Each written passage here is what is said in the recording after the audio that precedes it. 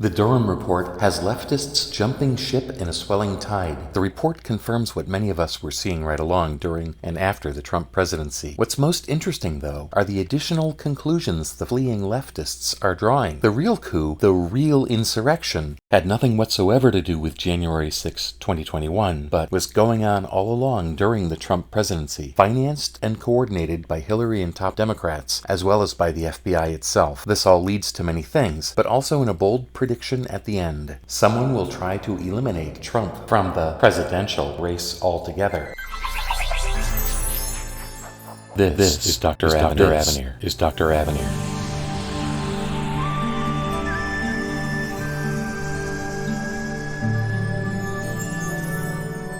The leftist exodus might have started with Jake Tapper's clenched jaw admission, quote, "The Durham Report was devastating to the FBI, and to a degree it does exonerate Donald Trump," close quote. The throwaway phrase, "to a degree," was the only thing that made Tapper even able to utter the entire admission. But now you can add in international leftist, and a very thoughtful one, Russell Brand. Brand has to disclaim what he's saying at least a dozen times, as he unambiguously condemns the corruption that's undergirded the entire Russia hoax investigation. Witheringly, Brand points out the report's conclusion that the entire investigation was a sham, based on a hoax, and all signed off by Hillary Clinton herself. After still more disclaimers, Brand bemoans what most Americans likewise bemoan: the blame for strengthening Trump rests squarely on the shoulders of the left and the Never Trump crowd, who just can't seem to stop engaging in what rational people can only conclude is relentless and corrupt political persecution. Brand has to clench his jaw too, because he's definitely of left-wing persuasion. But he recognizes corruption and political crimes when he sees them, and he quite openly deplores them, much to his credit. I should note that it's been fun watching Russell Brand become more and more red-pilled. He's still missing the simple point that the corruption on the left stems from leftism itself, from the leftist prime directive. Central control of the people is necessary for the betterment of a society as a whole. This is a thoroughly corrupt notion by itself. Hence, adherence to it doesn't merely produce corruption, it requires it.